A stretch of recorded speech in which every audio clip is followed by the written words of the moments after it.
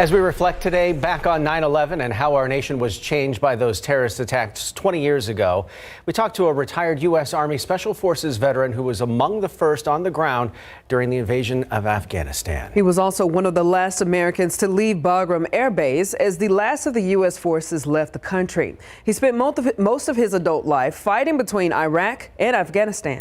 Tonight, he tells the Night Team's Patty Santos about his remarkable experience seeing history unfold firsthand. This is the entire GWOT deployment, all of 20 years of combat written down.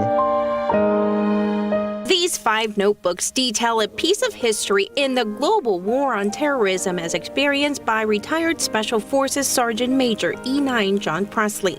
We did 18, 19 deployments with all the times. It was constant rotations. It never ended. When adding up all the days, Presley thinks he spent roughly 7 years fighting between Iraq and Afghanistan, which started shortly after 9/11, 2001. The 20-year-old Army Ranger was training in Germany when he got the news about the World Trade Center attack. A passenger flight ran into the north side of the World Trade Center. He realized he was headed to war. Being Rangers, you know you're going to be one of the first guys to go. And I remember one of the young guys coming over and saying, man, I wouldn't want to be you guys. In early 2002, he was landing in Afghanistan for his first deployment as part of Operation Anaconda.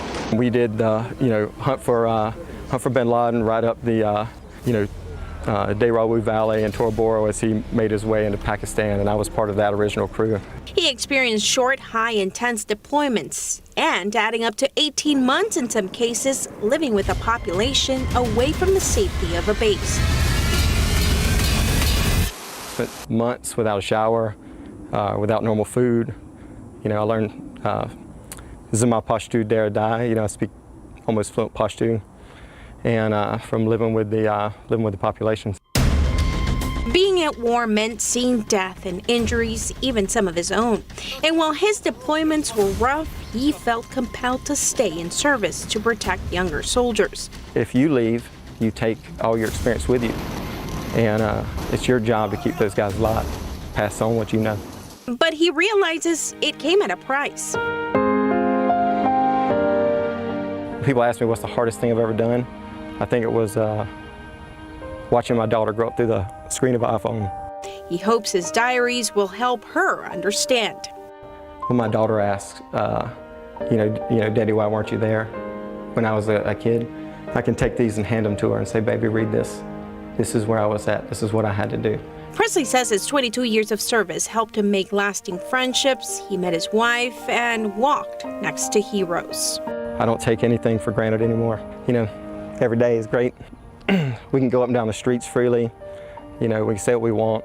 I just don't take any of that for granted after seeing what true hardship looks like. Presley says one of the things he feels lucky enough to remember about the aftermath of 9/11 is that the nation was united. Everyone was proud to be an American and flags were flying everywhere. And he says it is unfortunate that it took a tragedy for that to happen. Patty Santos, KSAT 12 News.